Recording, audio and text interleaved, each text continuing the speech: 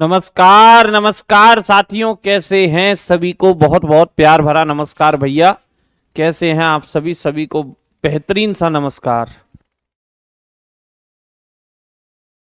राम राम राम राम, जय हिंद जय भारत। वांटेड भाई लक्ष्मी भाई, सॉरी लक्ष्मी बाई, ठीक, आलोक पांडे, चांदनी रूपक, पल्लवी, आलोक, आकांश गुप्ता जी, स्वाति, ठीक है, वासुदेवाय नमः भैया, मोहम्मद जमीन, कमलेश, खुशी, विशाल। चलिए तो सभी को बहुत बहुत प्यार भरा नमस्कार, सत श्री अकाल, आदाब। ठीक है, हाँ बच्चे, आप सभी को भी बहुत बहुत शुभकामनाएं, मकर संक्रांति की बहुत बहुत शुभकामनाएं। तो मेरे साथियों, कल हम कहाँ पहुंच चुके थे? हम मुगल डायनेस्टी पर आ चुके थे, बाबर को देख चुके थे, हुमायूं को देख चुके थे। अब बात करनी है अकबर की। और मैंने आपसे कहा था आपके एग्जाम में जितना डेटा पूछा जाता है हम केवल उतने ही डेटा पर फोकस बनाए हुए हैं, और as it is to the point. जो इंपॉर्टेंट पॉइंट्स हैं एग्जाम के लिए, जो फैक्चुअल डेटा एग्जाम के लिए इंपॉर्टेंट है मेरे बच्चे, उससे मैं आपके सामने लेकर के आया हूं। और आज कोशिश मेरी है कि मैं आपको ये मुगल समाप्त कर दूं। ठीक है, चलिए आइए चलते हैं मेरे साथियों। तो मुगल अकबर, अकबर पर हम आ चुके हैं, सम्राट अकबर पर। ठीक है ना, 1556 से लेके 1600 कब तक रहे मेरे बच्चे? सामने है आपके, 1556 से लेके 1605 तक ये व्यक्ति गद्दी पर रहता है।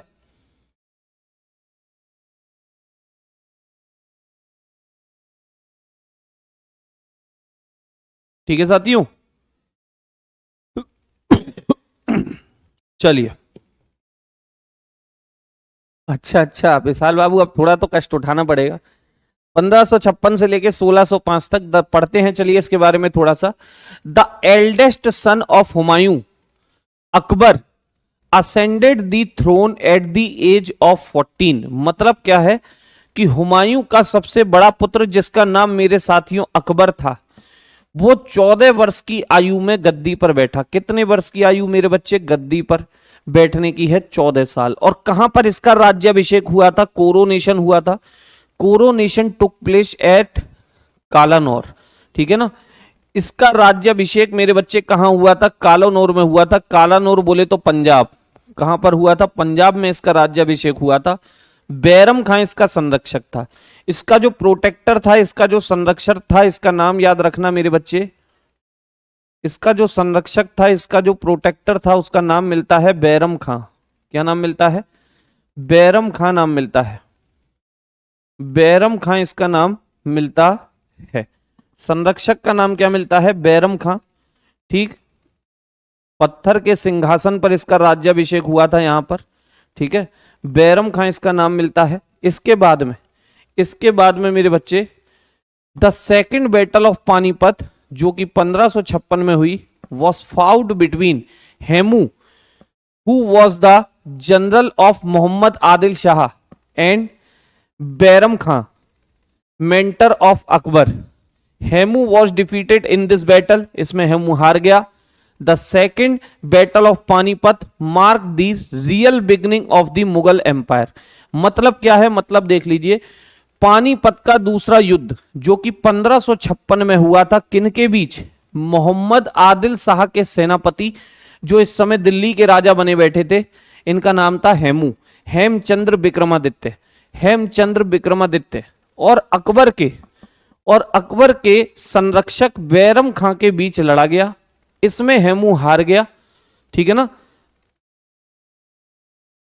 दूसरा पानीपत की लड़ाई ने मुगल साम्राज्य की वास्तविक शुरुआत को चिन्हित किया। यानी कि पहले पानीपत के युद्ध से मेरे बच्चे कौन आया था? बाबर आया था। दूसरे पानीपत के युद्ध से अकबर ने यहां पर एंट्री मारी है। अकबर ने यहां पर एंट्री मारी है। ओके, ठीक, चलिए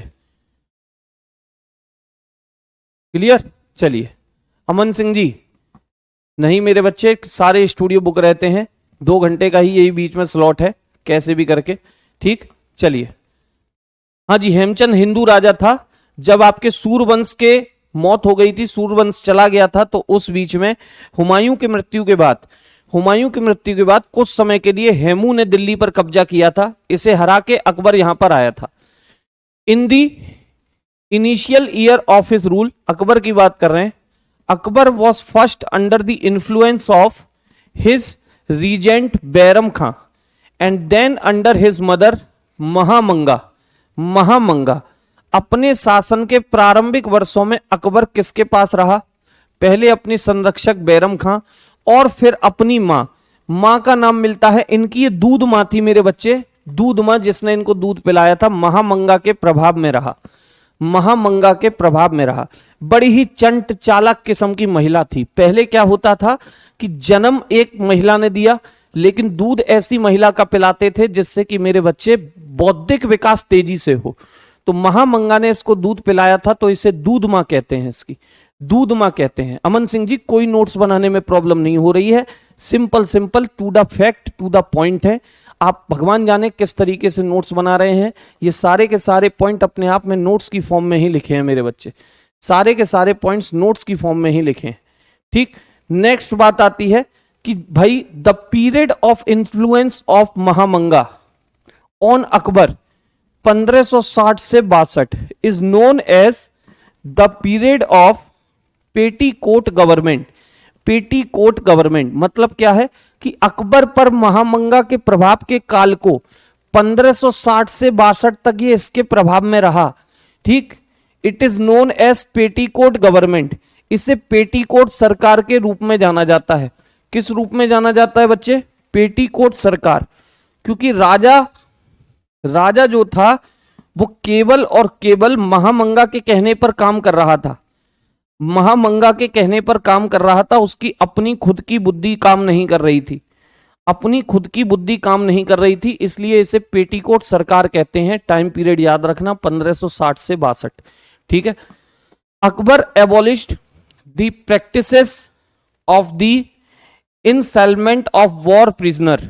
मतलब क्या है कि अकबर ने युद्ध बंदियों को गुलाम बनाने की प्रथा को समाप्त किया था। खास पॉइंट है मेरे बच्चे, खास पॉइंट है, याद रखना कि किस मुगल राजा ने युद्ध में गुलाम बनाने, युद्ध में जो बंदी मिले उन्हें गुलाम बनाने की प्रथा को किसने समाप्त किया?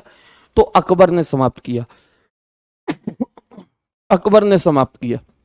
Next, Akbar took earnest effort to win the goodwill of the Hindus. In 1564 Akbar abolished the jizya on non-Muslim and the tax on Hindu pilgrims। मतलब क्या है कि अकबर ने हिंदुओं का विश्वास जीतने के लिए, ये चाहता था कि मेरी जनता हमेशा मेरी तारीफ करे। ठीक, तो उनका विश्वास जीता। कैसे जीता? उसके लिए कुछ प्रयास किए। क्या प्रयास किए? 1564 में अकबर ने गैर मुसलमानों पर लगाए गए जजिया कर और हिंदू तीर्थयात्रियों पर लगाए गए करों को समाप्त कर दिया। ठीक है ना, केवल हिंदुओं का विश्वास जीतने के लिए इसने ये काम कर दिया। ठीक, इसने ये काम कर दिया। अमन बेटा, अगर अब की बार में आपने ये चीजें की कि पहले जैसे पढ़ा रहे थे वैसे पढ़ाइए, तो मेरे बच्चे क्या फायदा, मुझे यहां से कोई एक्टिविटी करवानी पड़ेगी जो आपके साथ घटना घट सकती है। ठीक है, मेरा एक कहना और आप यहां से ब्लॉक हो जाएंगे, पता है आपको। ठीक, और बच्चे पढ़ रहे हैं, आपको पढ़ना है तो पढ़िए, नहीं पढ़ना है शांति से जाके ऑफलाइन देख लेना। ठीक है मेरे बच्चे, रिकॉर्डेड मिली जाएगी। मुझे पता है मैं ऐसा क्यों करा रहा हूं, क्योंकि मेरे बच्चे, मैं चाहता हूं मेरे बच्चे के साथ अन्याय ना हो। उसे बहुत लिमिटेड हिस्ट्री पढ़नी है, क्यों ना उसी हिस्ट्री पर फोकस किया जाए, इधर उधर की बातें किए बिना। ठीक है, आपको नहीं करना है मेरे बच्चे, आपकी इच्छा है। ठीक, चलिए, मैंने कहा कि भाई अकबर ने ये कर समाप्त कर दिए। Next, Akbar built a new capital city. कौन सी capital city? Fatehpur Sikri, city of victory इसको कहते हैं। ठीक, मतलब कहां थी बच्चे? आगरा के पास। अकबर ने आगरा के पास एक नई राजधानी जिसका नाम मिलता है फतेहपुर सीकरी, फतेहपुर सीकरी बनवाई, जिसे विजय की राजधानी भी कहते हैं, विजय का शहर भी कहते हैं, जिसे विजय का शहर भी कहा जाता था। ठीक है, फिर 1575 Akbar built a prayer house in Fatehpur Sikri known as Ibadat Khana, known as Ibadat खाना।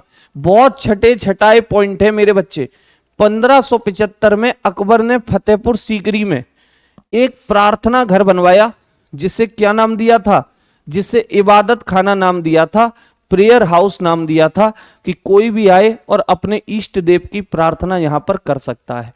इष्ट देव की प्रार्थना 1578 में इसने इबादत खाना अपनी वाइफ जोधा के कहने पर सबके लिए खोल दिया, सबके लिए। ठीक है, next 1582 Akbar founded a new religion for universal peace known as Din e इलाही।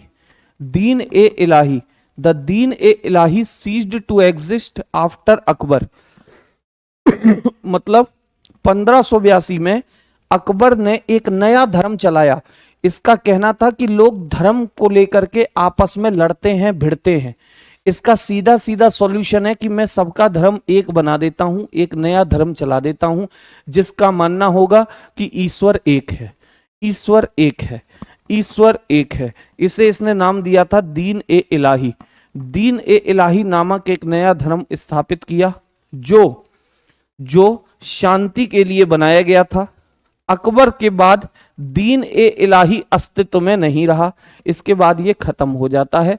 किसी ने दीन ए इलाही को नहीं चलाया मेरे बच्चे आगे चल के।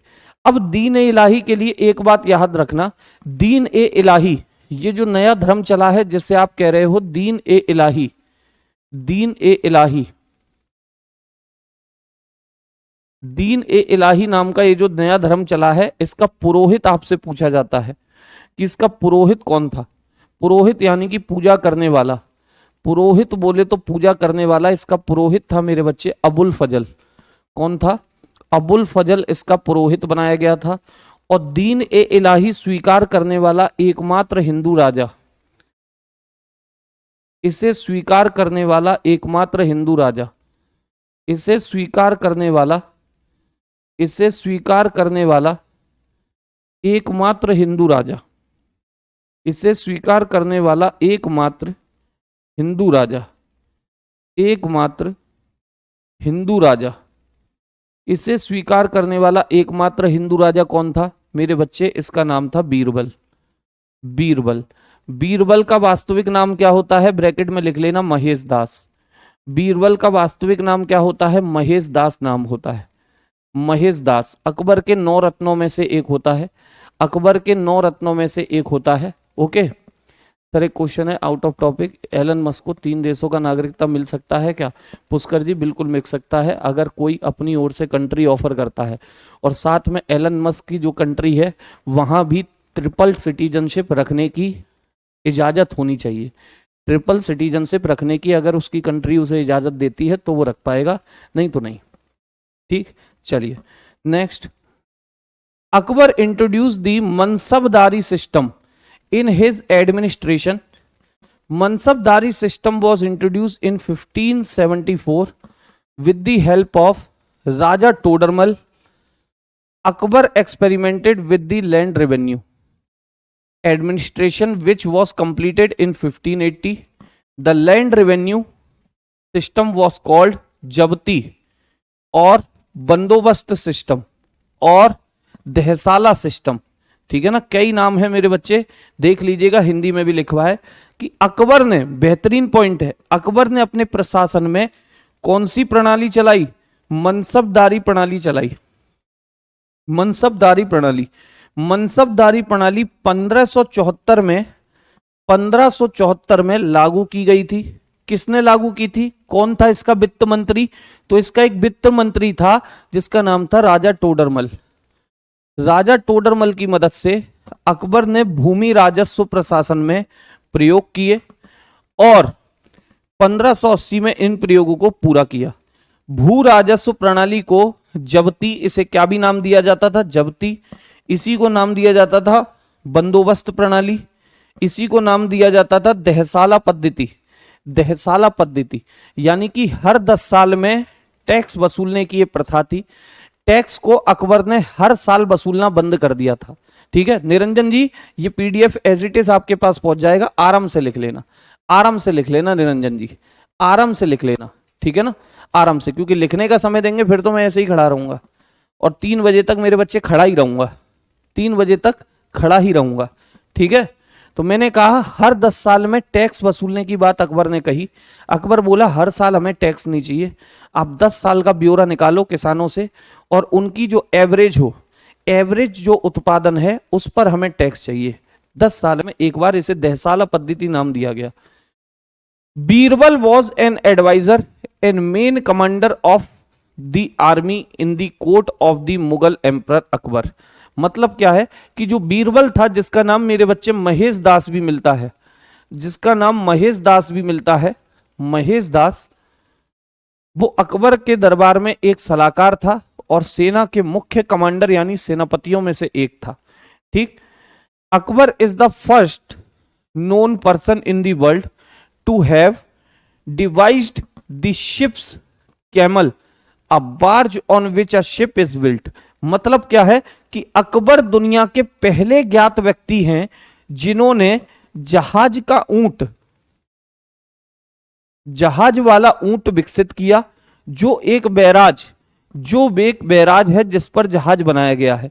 मतलब एक ऊंट की आकृति का इन्होंने मेरे बच्चे बैराज बनाया, ऊंट की आकृति का बैराज बनाया, इसे जहाज का बैराज, जहाज का ऊंट नाम देते हैं, शिप्स कैमल नाम देते हैं।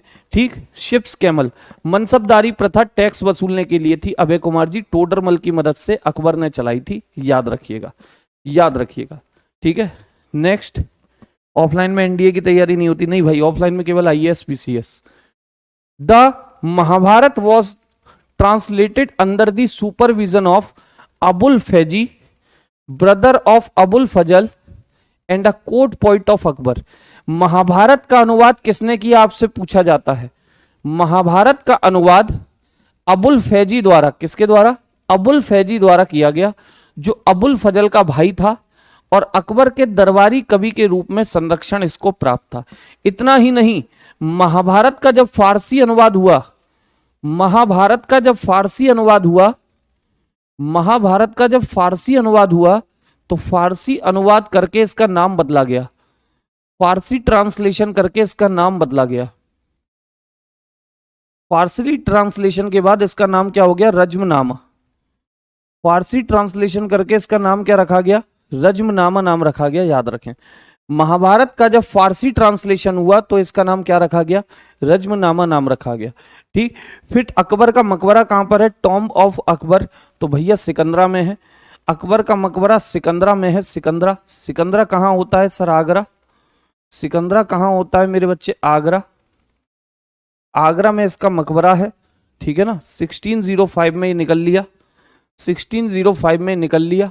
ठीक है, इसके बाद में इसका बेटा आया। अगर अकबर मूवी देख के आए थे, एक बालक कह रहा था मैंने जोधा अकबर देखी, तो उसमें मेरे बच्चे इतना जिक्र नहीं है, लेकिन पुरानी वाली अकबर देखेंगे पृथ्वीराज कपूर की, उसमें कहता है वो, सलीम सलीम अनारकली के चक्कर में पगला रहा है, बर्बाद कर देगी तुझे, बर्बाद। ये कहता था, अरे पिताजी मैं बर्बाद होना चाहता हूं। अनारकली प्रेमिका थी, एक डांसर थी, एक डांसर। राजाओं के बच्चे ऐसे ही निकला करते थे बच्चे। जब कोई ओवर पैसे वाला होता है ना, जब कोई अत्यधिक पैसे वाला होता है, तो अत्यधिक पैसे वालों के बच्चे ऐसे ही निकलते हैं। ठीक, उल्टे सीधे कामों में लगते हैं। तो इसका भी बेटा अय्यास था, अय्यास। ठीक, अय्यास था, सलीम नाम था इसका, आगे चल के नाम जहांगीर हो जाता है। ठीक है, सलीम सलीम अनारकली के चक्कर में पागल, एक डांसर के चक्कर में पागल हो गया था, डांसर के चक्कर में पागल। आइए, जहांगीर नाम है इसका, 1605 से 1627 तक मिलता है, 1605 से 1627।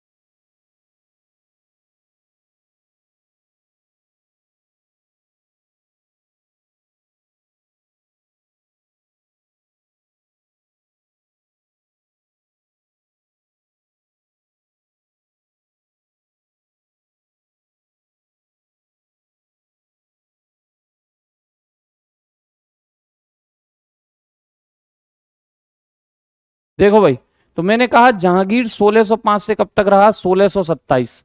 देखते हैं, Akbar was succeeded by his son Salim with the title of Nur Uddin Jahangir.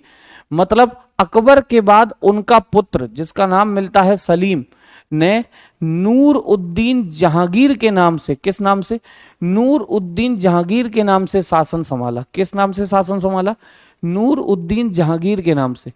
He was famous for his paintings. The period of Jahangir is considered the golden age of Mughal paintings. मतलब वह अपनी चित्रकला के लिए प्रसिद्ध था। ठीक है, जहांगीर के काल को, मोस्ट इंपोर्टेंट पॉइंट है याद रखना, जहांगीर के काल को मुगल चित्रकला का स्वर्णिम युग कहा जाता है।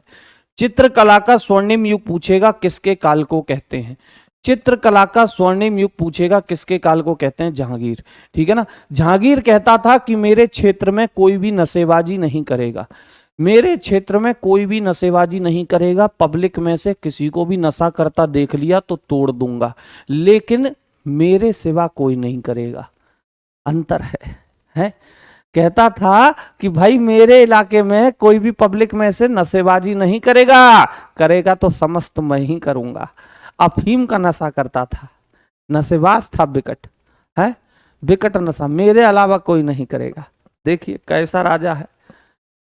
He wrote his autobiography Tuzuk e Jahangiri in Persian. मतलब क्या है, इसने अपनी आत्मकथा तुजूक ए जहांगीरी, क्या कहते हैं इस किताब को, तुजूक ए जहांगीरी, फारसी भाषा में लिखी है, याद रखिएगा।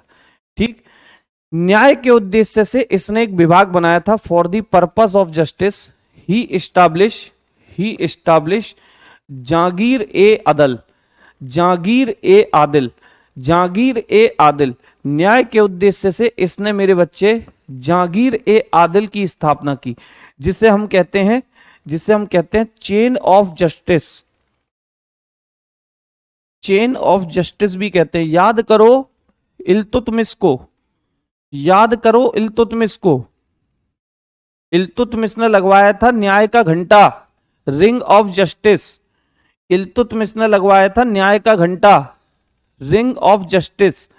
जबकि आपके बादशाह जिनका नाम होता है जहांगीर, इन्होंने लगवाई है न्याय की जंजीर, इन्होंने लगवाई थी न्याय की जंजीर। जिसको भी चाहिए मेरे बच्चे तत्काल में न्याय मिलेगा, तत्काल में न्याय मिलेगा।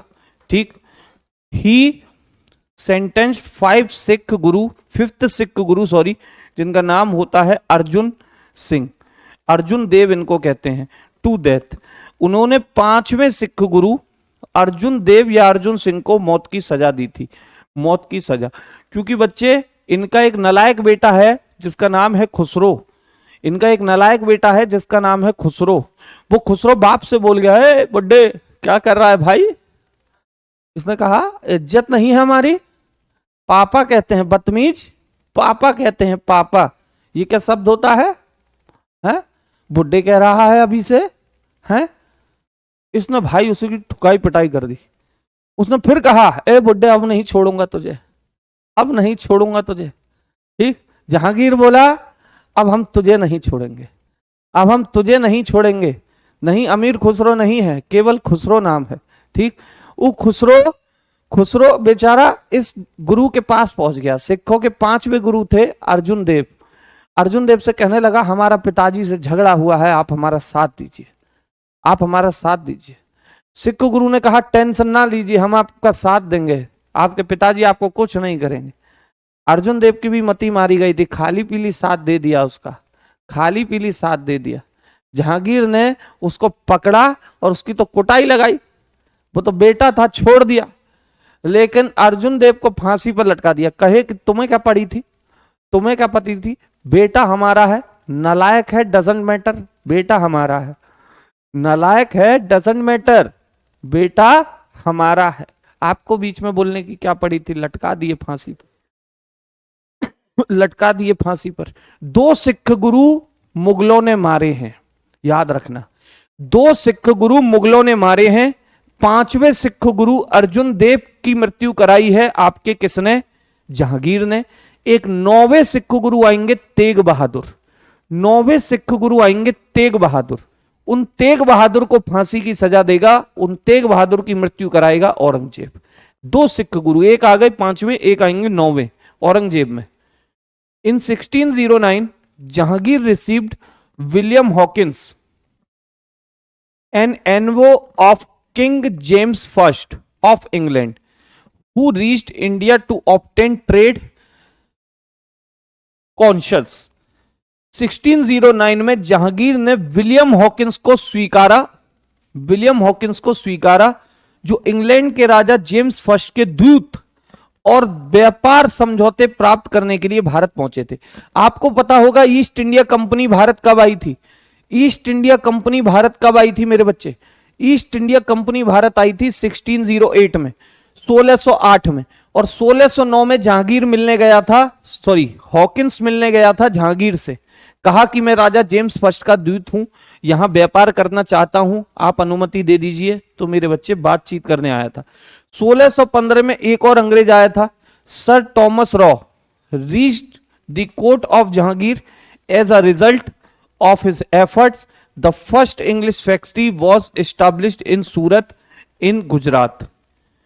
1615 में सर थॉमस रॉ ने जहांगीर के दरबार में प्रवेश किया और उनके प्रयासों के परिणाम स्वरूप गुजरात के सूरत में पहली अंग्रेजी फैक्ट्री स्थापित की गई। पहली अंग्रेजी फैक्ट्री मेरे बच्चे, पहली अंग्रेजी फैक्ट्री 1608 में लगी थी। अगर कभी आपने पढ़ा हो, आप में से बहुत से सोच रहे होगे कि सर ये तो गलत है, फैक्ट्री तो सूरत में 1608 में लग चुकी थी और थॉमस रॉ आया है 1615 में। मेरे बच्चे 1608 में फैक्ट्री लगी जरूर थी, लेकिन जहांगीर की अनुमति नहीं मिल पाई थी। जहांगीर की अनुमति नहीं मिल पाई थी। जहांगीर की अनुमति, जहांगीर की परमिशन कब मिली? 1615 में मिली। जहांगीर की अनुमति, जहांगीर की परमिशन कब मिली? 1615 में। तब से सूरत की फैक्ट्री परमानेंट हो गई। तब से सूरत की फैक्ट्री स्थायी हो गई, परमानेंट हो गई। यानी स्थायी कब बनी थी ये? 1615 में, जब अनुमति मिल गई। जब अनुमति मिल गई, अनुमति नहीं मिली थी तब तक अस्थायी थी। सर अंग्रेज 1605 में आए थे, आप बता रहे हैं 1608 में आए थे। आकांश गुप्ता जी, उस किस भगवान जाने कौन सी किताब को पढ़ते हैं आप, ठीक है ना? उस रद्दी सी किताब को मेरे बच्चे, किसी भी काम की वो है नहीं। उस किताब को या तो आजकल सर्दियां हैं और उससे हाथ सेक लीजिए तो ज्यादा अच्छा रहेगा, ठीक है ना? 1605 में आप भारत में अंग्रेजों को ला रहे हैं, ठीक है? 1608 में मेरे बच्चे अंग्रेज आए थे भारत के अंदर, ठीक, याद रखें। ओके, कपड़े की फैक्ट्री नहीं थी बच्चे, यहाँ से कच्चा माल बरामद करते थे, ठीक है? उनके यहाँ पर इंडस्ट्री डेवलपमेंट चल रहा था, तो यहाँ से खुदाई वुदाई करके तरह तरह के मटेरियल यहाँ से भेजा करते थे, ठीक। चलिए 1605 में कह रहे हैं अंग्रेज, वाह। अब मेरे बच्चे जहांगीर से ज्यादा क्वेश्चन थे नहीं, जहांगीर से ज्यादा क्वेश्चन थे नहीं। जहांगीर की वाइफ थी एक नूरजहां। जहांगीर के बाद आते हैं शाहजहां पर। शाहजहां 1627 से 1658। मैंने कहा ना, कराने को चीजें बहुत हैं, कराने को चीजें बहुत है। दो दो क्लास मेरे बच्चे एक एक राजा पे जा सकती हैं, लेकिन क्या फायदा? क्या फायदा कि आपके एग्जाम से चीजें बाहर जाने लगे, ठीक। आना इतना है, मैं आपको इतना देने लगूं और वो अन्याय साबित हो जाए, तो मैं नहीं चाहता मेरे बच्चे, मैं नहीं चाहता ये चीज करना। मैं केवल इतना चाहता हूं जितना आपके एग्जाम में आता है मैं उतना ही कंटेंट आप तक पहुंचाऊं, ठीक। चलिए शाहजहां की बात करते हैं। जहांगीर का बेटा है मेरे बच्चे। Shahjahan ascended the throne after the death of Jahangir. Jahangir की मृत्यु के बाद शाहजहां सिंहासन पर बैठे 1627 में। Shahjahan period is known as the golden age of Mughal architecture, ठीक है। मतलब क्या है? शाहजहां के काल को मुगल वास्तुकला का स्वर्णिम युग कहते हैं। बिल्डिंग्स वगैरह अच्छी अच्छी बनी है, यहाँ पर बिल्डिंग्स वगैरह अच्छी अच्छी बनी है। वहां जहांगीर का काल पेंटिंग के लिए फेमस था, तो इसका बिल्डिंग के लिए फेमस रहा। Next, in 1651 he started the construction of the Taj Mahal in the memory of his wife which was completed in 1653, ठीक है ना। 1651 में इन्होंने अपनी पत्नी की याद में ताजमहल का निर्माण शुरू किया, जो 1653 में बनके तैयार हुआ। 1653 में बनके तैयार हुआ। और इसके जो आर्किटेक्चर थे, इसके जो आर्किटेक्चर थे, आर्किटेक्चर याद रखना, डिजाइनर कौन थे, ताजमहल के डिजाइनर कभी आपसे पूछे, ताजमहल के वास्तुकार कौन थे, ताजमहल के वास्तुकार उस्ताद अहमद लाहौरी, उस्ताद अहमद लाहौरी, उस्ताद अहमद लाहौरी, उस्ताद अहमद लाहौरी, उस्ताद अहमद लाहौरी कौन थे बच्चे, उस्ताद अहमद लाहौरी इनका नाम था, उस्ताद अहमद लाहौरी इनका नाम था। क्या नाम था साथियों, उस्ताद अहमद लाहौरी। एक मिनट रुकना।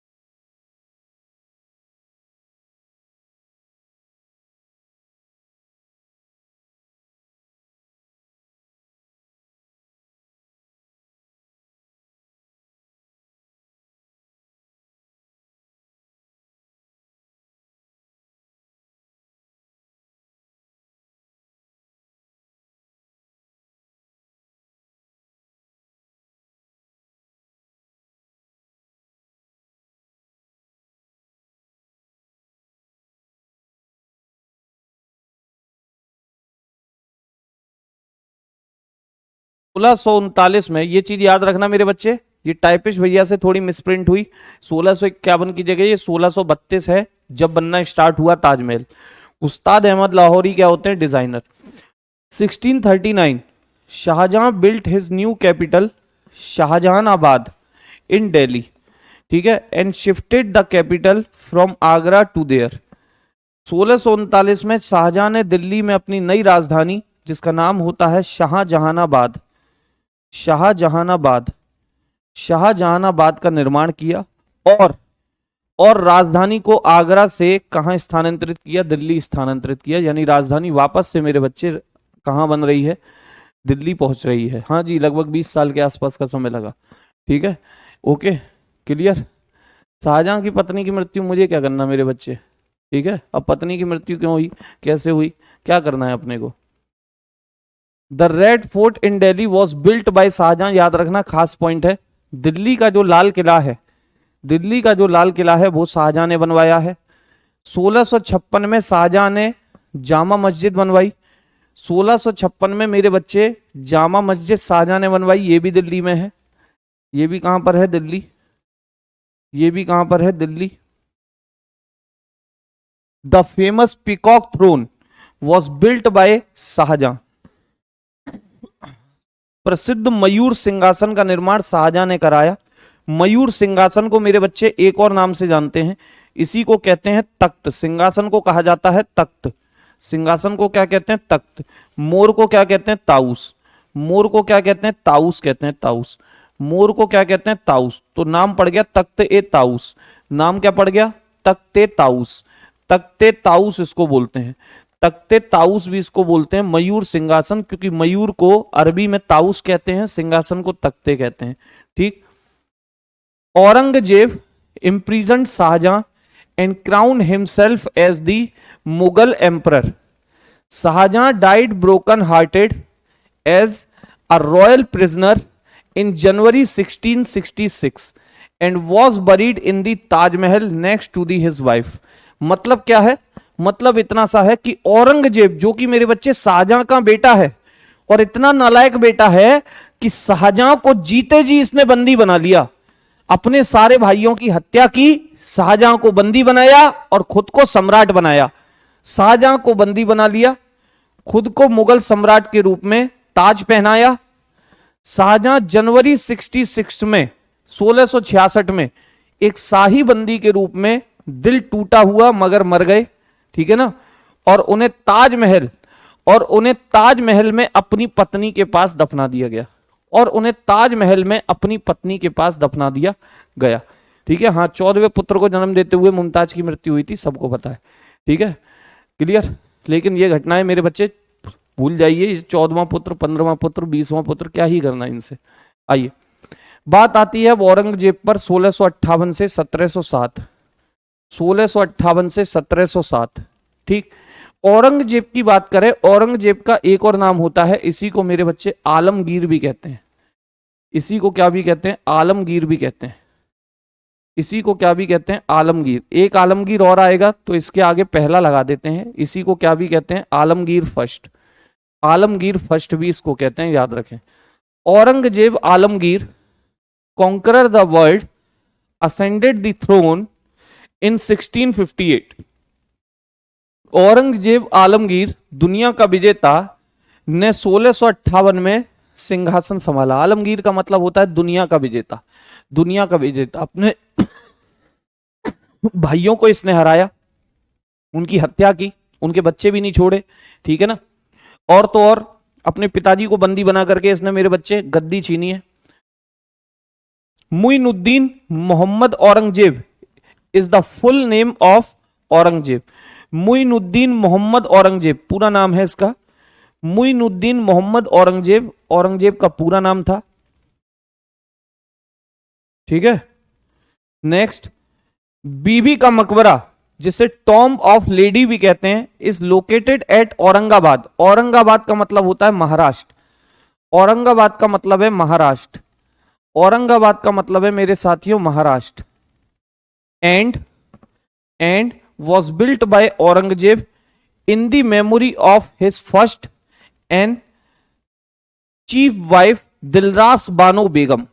मतलब क्या है कि बीबी का मकबरा, बीबी का मकबरा जिसे महिला का मकबरा है जो एक औरंगाबाद में स्थित है। औरंगाबाद यानी कि महाराष्ट्र। औरंगाबाद बोले तो महाराष्ट्र। कहां स्थित है? महाराष्ट्र में स्थित है। और इसे औरंगजेब ने अपनी पहली और प्रमुख पत्नी, जिसका नाम मिलता है दिलरास बानो बेगम, दिलरास बानो बेगम की याद में बनवाया था। दिलरास बानो बेगम। इसे ताजमहल की नकल भी कहते हैं। हां, आज औरंगाबाद का नाम हो चुका है संभाजी नगर। आज औरंगाबाद को संभाजी नगर कहते हैं। आज औरंगाबाद को संभाजी नगर कहते हैं। ठीक है। और ये जो बीबी का मकबरा है, ये जो बीबी का मकबरा है मेरे बच्चे, ये ताजमहल की कॉपी के नाम से भी जाना जाता है। ताजमहल की copy, copy of Taj Mahal, copy of Taj Mahal, Taj Mahal की नकल भी इसको कहते हैं। वो भी कैसी नकल? फूहड़ नकल, फूहड़ नकल, गंदी नकल। इसी को मेरे बच्चे ताजमहल ऑफ साउथ भी कहते हैं। दक्षिण का ताजमहल भी कहते हैं। दक्षिण का ताजमहल भी इसे कहा जाता है, Taj Mahal of south, Taj Mahal of south. दक्षिण का ताजमहल भी इसको कहते हैं। ठीक है। आपको भी मेरे बच्चे हैप्पी मकर संक्रांति। चलिए, Moti Masjid in Delhi red fort was built by Aurangzeb. याद रखना, बहुत बेहतरीन पॉइंट है, पूछा जाएगा कि दिल्ली के लाल किले में मोती मस्जिद का निर्माण किसने करवाया? औरंगजेब ने कराया था। औरंगजेब ने कराया था। ठीक। औरंगजेब री इम्पोज द जजिया टैक्स। औरंगजेब ने जजिया कर को फिर से लागू किया था। बेहतरीन पॉइंट है। Aurangzeb band the consumption of alcohol and singing in court. Aurangzeb ने शराब पीने और दरबार में गाने पर प्रतिबंध लगा दिया था। ठीक है। जैसे कि अकबर के समय पर एक गाना गाने वाला व्यक्ति था, आपने सुना होगा, तानसेन। तानसेन, इसके दरबार में गायकों की जगह नहीं थी। इसने कहा नहीं, मैं प्योर इस्लामिक हूं और गाना बजाना यहां पर बैन है। गाना बजाना यहां पर बैन है। इन 1675 गुरु तेग बहादुर, 9वें गुरु हैं मेरे बच्चे, 9वें गुरु हैं। Guru Tegh Bahadur was executed under the order of Aurangzeb. 1675 में गुरु तेग बहादुर, जो कि 9वें गुरु होते हैं, 9th गुरु होते हैं, मैंने कहा था ना, ऑफ को औरंगजेब के आदेश पर फांसी दे दी गई। किसके आदेश पर फांसी दे दी गई? औरंगजेब के आदेश पर फांसी दे दी गई, याद रखना। ठीक है। 2 सिख गुरु मारे गए हैं, 2 सिख गुरु मारे गए हैं। 5वें सिख गुरु अर्जुन देव, जो मेरे बच्चे जहांगीर ने मरवाए। 9वें सिख गुरु तेग बहादुर, ये औरंगजेब ने बनवाए, मरवाए। ठीक है। तेग बहादुर क्यों मारे गए? औरंगजेब पकड़ पकड़ के मेरे बच्चे हिंदुओं को इस्लामिक कबूल करा रहा था, इस्लाम। सिखों को भी इसने नहीं छोड़ा। सिख बेचारे भागे, भाग करके पहुंचे गुरुदेव के पास। तेग बहादुर से कहा, गुरु बचा लो, बचा लो। तेग बहादुर बोले, क्या हो गया? कि वो औरंगजेब पकड़ पकड़ के मुसलमान बना रहा है, इस्लाम कबूल करा रहा है, कह रहा है यहां रहना है तो इस्लाम कबूल करना पड़ेगा, नहीं तो रहने नहीं दूंगा, रहने नहीं दूंगा। तेग बहादुर बोले, अच्छा इतना हिम्मत वाला है? क्योंकि सर अगर नहीं कबूल करते हैं वो प्रताड़ित करता है, परेशान करता है, मारता है, पीटता है। तेग बहादुर और करंट में आ गए। इन्होंने कहा, इतना क्रूर शासक है तो अगर हिम्मत है तो मुझसे इस्लाम कबूल करा के दिखा दे, मुझसे इस्लाम कबूल करा के दिखा दे। प्रताड़ना जितनी देनी हो दे दे, इस्लाम कबूल नहीं करेगा तेग बहादुर। ये बात पहुंची औरंगजेब तक। औरंगजेब ने कहा, अच्छा ऐसा कह रहा है गुरु, पकड़ के ले आओ इसे। बहुत प्रताड़ना दी, इसके सामने इसके बच्चों को मार दिया, इसके सामने इसके बच्चों को मार दिया। झुका नहीं व्यक्ति, झुका नहीं।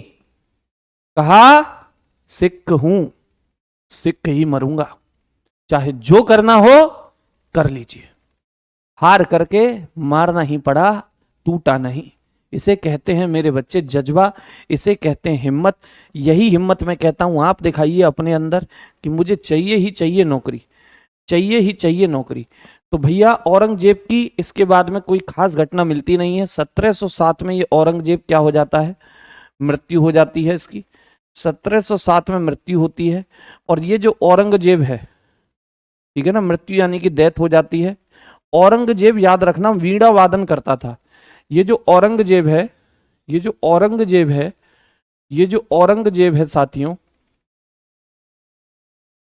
ये क्या करता था? ये वीणा वादन करता था। क्या करता था? वीणा वादन करता था। क्या करता था? वीणा बजाता था। वीणा बजाता था सरस्वती माँ की तरह। इसे खुद दूसरों के गाने से तो दिक्कत थी, लेकिन खुद गाना बजाना पसंद करता था। अकेले में मांजुलिका की तरह नाचता था। आमी ते तुमा छिन छिन छिन, शुदो जे तुमा छिन छिन छिन।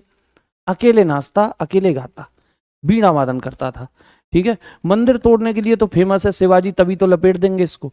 अब मेरे बच्चे याद रखना, आगे के जो मुगल्स हैं वो आपस में ही लड़ते रहे। जैसे बहादुर शाह की बात करें, जैसे जहांदर शाह की बात करें, जैसे रफ़ीउद्दौला, रफ़ीउद्दर्जात, जैसे मेरे बच्चे शाह आलम, या फिर मैं बात करूं आलमगीर सेकंड या अकबर सेकंड, ये बहुत ही कमजोर मुगल बादशाह हुए। इनके बारे में कोई गिनती का पॉइंट नहीं बनता। सीधे अंतिम मुगल बादशाह यहां पर आप लिख लेना, अंतिम मुगल बादशाह आप यहां पर लिख लेना मेरे बच्चे। अंतिम मुगल बादशाह, लास्ट मुगल रूलर कौन हुए? लास्ट मुगल रूलर कौन हुए? अंतिम मुगल बादशाह कौन हुए? क्योंकि औरंगजेब के बाद मुगल पावर बहुत कमजोर हो गई, मुगल शक्ति बहुत कमजोर हो गई। ठीक है ना, मुगल शक्ति क्या हो गई? बहुत कमजोर पड़ गई मेरे बच्चे। ठीक है, और धीरे धीरे जब ये कमजोर पड़ने लगे, आपस में ही अपने भाइयों को हराने के लिए दूसरों की मदद लेने लगे, तो ये वैसे ही छोटे साबित होने लगे। तो धीरे धीरे करके मुगल वंश समाप्ति की ओर गया। और अंतिम मुगल बादशाह होते हैं आपके बहादुर शाह, बहादुर शाह द्वितीय। बहादुर शाह द्वितीय इनका नाम है, बहादुर शाह द्वितीय इनका नाम है। इन्हीं को बहादुर शाह जफर भी कहते हैं, इन्हीं को बहादुर शाह जफर भी कहते हैं, बहादुर शाह जफर भी कहते हैं। ठीक है ना, बहादुर शाह द्वितीय या बहादुर शाह जफर, बहादुर शाह द्वितीय कह लो, बहादुर शाह द्वितीय कह लो, या मेरे बच्चे बहादुर शाह जफर कह लो। बहादुर शाह द्वितीय या बहादुर शाह जफर, बहादुर शाह जफर, बहादुर शाह जफर। ठीक है, ये आप इनको बोल सकते हो बहादुर शाह, बहादुर शाह जफर।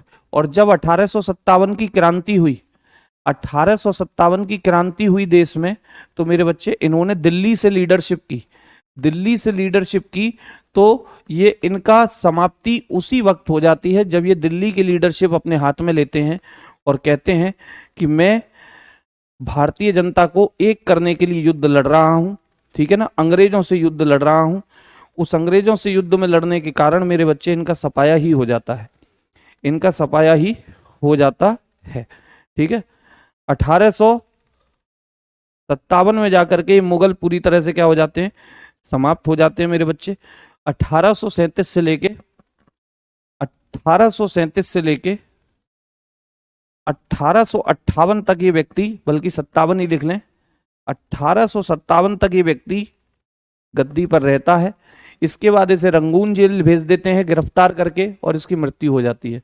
ब्लैक ताजमहल वही है मेरे बच्चे, ब्लैक ताजमहल वही है जो आपका औरंगजेब का खुद का मकबरा है, बीबी के मकबरे के सामने बना हुआ है, बीबी के मकबरे के सामने बना हुआ है। ओके, कोई बात नहीं पूनम जी, बीबी के मकबरे के सामने बना हुआ है, याद रखना, ठीक है।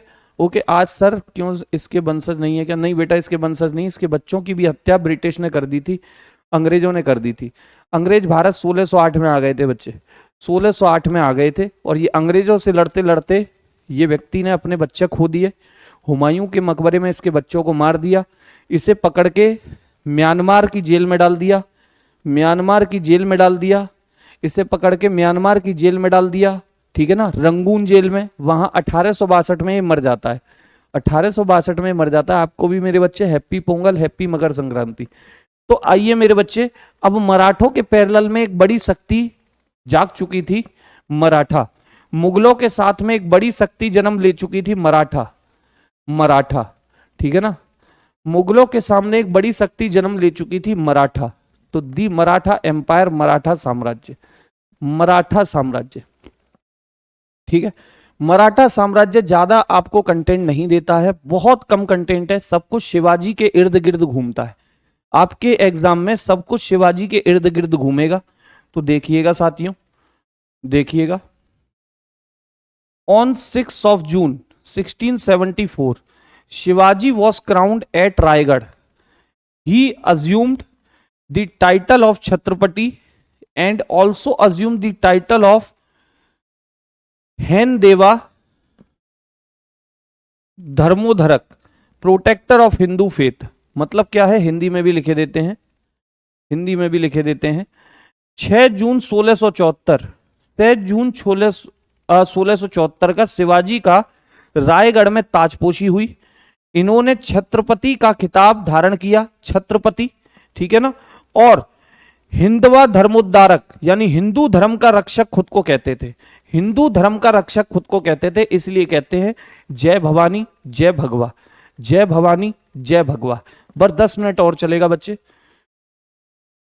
The English ambassador who attended the coronation of Shivaji with present from the East India Company at Raigad was Oxenden. Most important point है मेरे बच्चे, मोस्ट इंपोर्टेंट पॉइंट।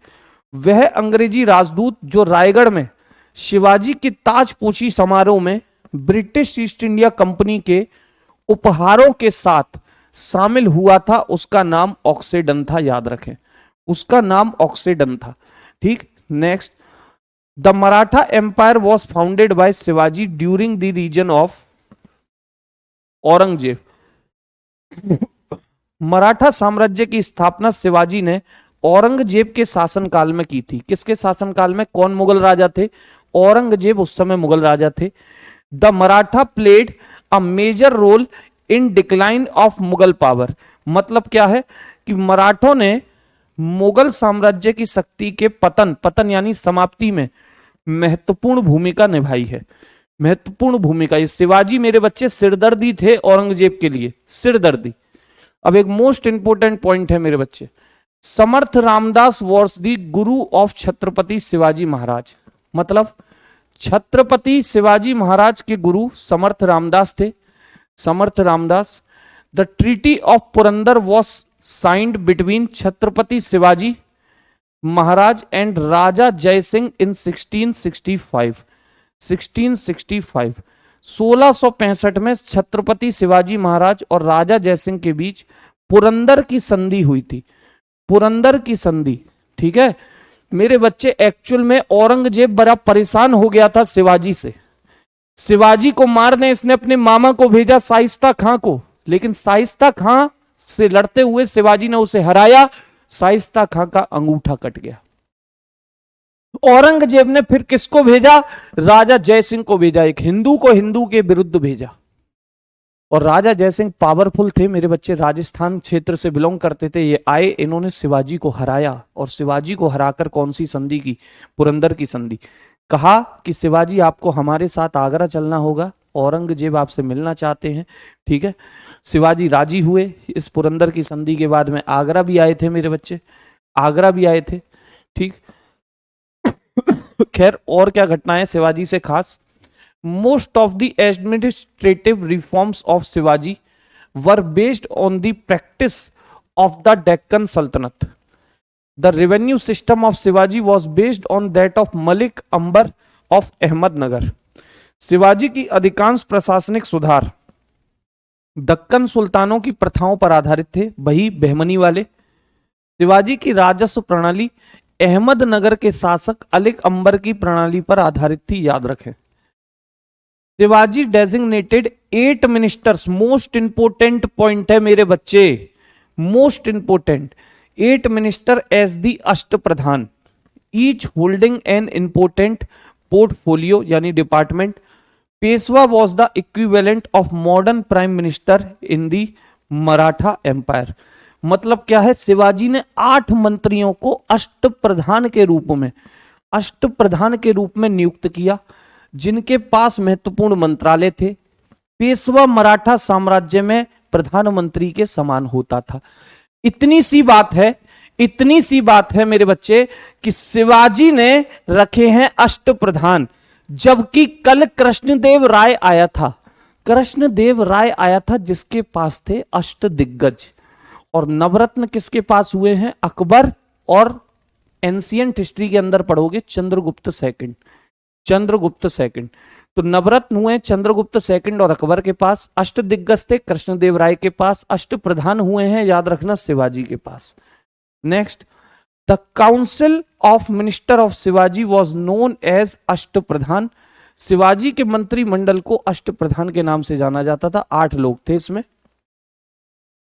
द मुख्य प्रधान और पेशवा, इसे आप प्राइम मिनिस्टर और general administration of the empire भी कह सकते हो। मुख्य प्रधान या पेशवा, प्रधानमंत्री या साम्राज्य का प्रशासक भी आप इसे कह सकते हैं। दूसरा एक व्यक्ति था जिसे आमत्य कहा जाता था या मजूमदार कहते थे, ये फाइनेंस मिनिस्टर था बच्चे, मैनेजिंग अकाउंट्स इसका वर्क होता था।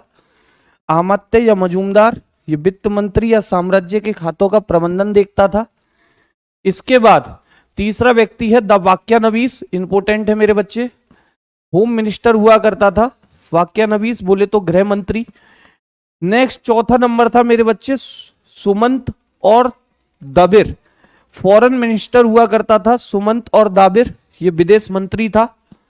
5वां व्यक्ति है सचिव और शुरू ए नवीस, शुर नवीस मेरे बच्चे, ये भी पूछा जाता है। हेड ऑफ रॉयल करस्पॉन्डेंस, मतलब सचिव या सुरनवीस, ये शाही पत्राचार का प्रमुख था। ये 8 के 8 में से कुछ इंपोर्टेंट मेरे बच्चे मैं आपको बता रहा हूं, कुछ इंपोर्टेंट। ओके, इंपोर्टेंट, ये डबल टिक लगे हुए हैं याद रखना। पंडित राव, पंडित राव मेरे बच्चे, जिसको आप धंधे कक्ष या सदर भी कहते थे, हेड ऑफ रिलीजियस अफेयर कहा जाता था। पंडित राव या दानाध्यक्ष या सदर धार्मिक मामलों का प्रमुख था। एक होता था मेरे बच्चे न्यायाधीश, चीफ जस्टिस, मुख्य न्यायाधीश।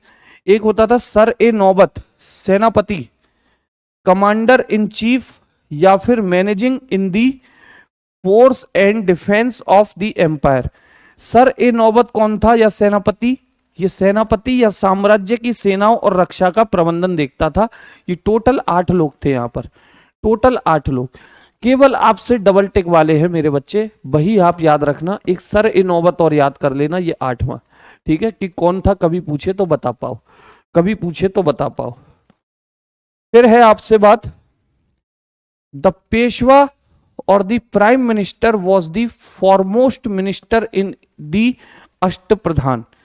Balaji Vishwanath was the first powerful Peshwa and the office of Peshwa was made hereditary. Peshwa या प्रधानमंत्री अष्ट प्रधान में प्रमुख था। बालाजी विश्वनाथ पहले शक्तिशाली पेशवा हुए और पेशवा का पद पंचानुगत भी इन्होंने ही बनाया। नाम याद रखें, बालाजी विश्वनाथ, पहले शक्तिशाली पेशवा 1713 से लेके 1720 तक रहे थे मेरे बच्चे। 1713 से लेके 1720, 1713 से लेके 1720। कुछ एक खास पॉइंट पेशवाओं के लिए, बाकी और कुछ नहीं है।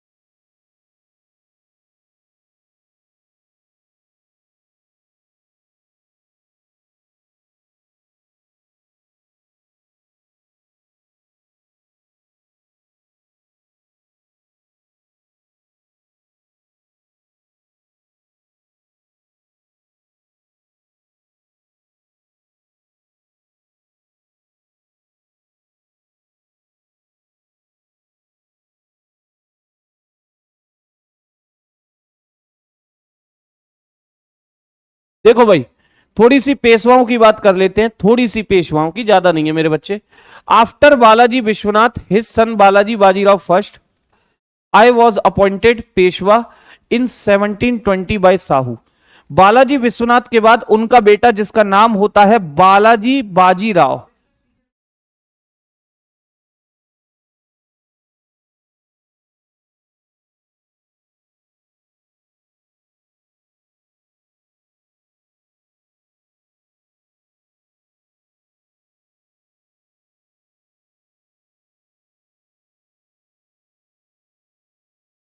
बालाजी बाजीराव को 1720 में साहू द्वारा क्या बनाया गया? पेशवा बनाया गया। क्या बनाया गया?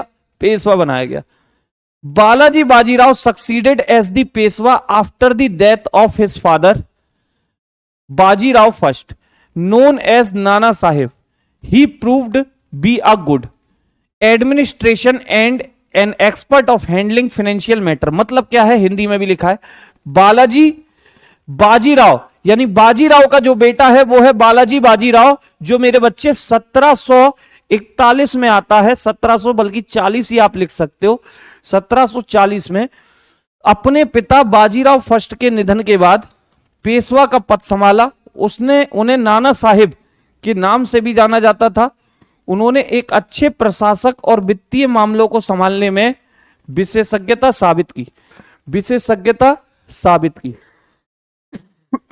ठीक है, गला एकदम मेरे बच्चे चौक है, चल रही है कहानी।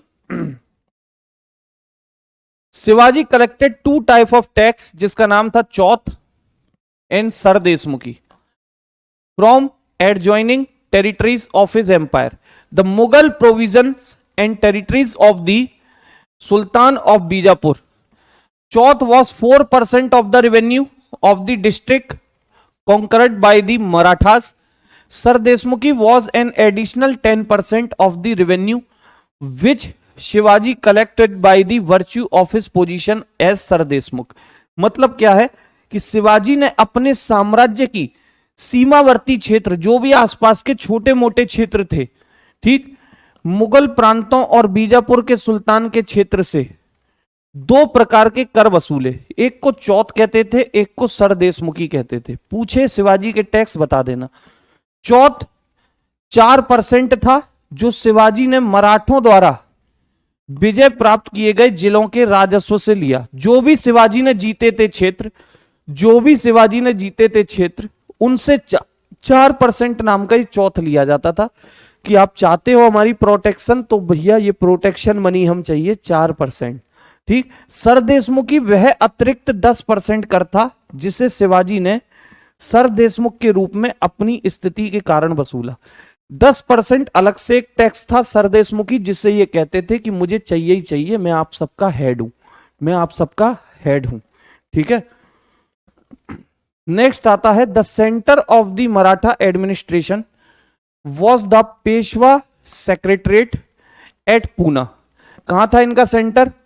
पूना इनका सचिवालय था। The village was the basic unit of administration and was self supportive. The Patel was the chief village officer and was responsible for remitting revenue collection to the center. In towns and cities, the thief officer was the कोतवाल। मतलब simple सा है कि गांव प्रशासन की मूल इकाई थी, यह आत्मनिर्भर था। पटेल गांव का प्रमुख अधिकारी हुआ करता था।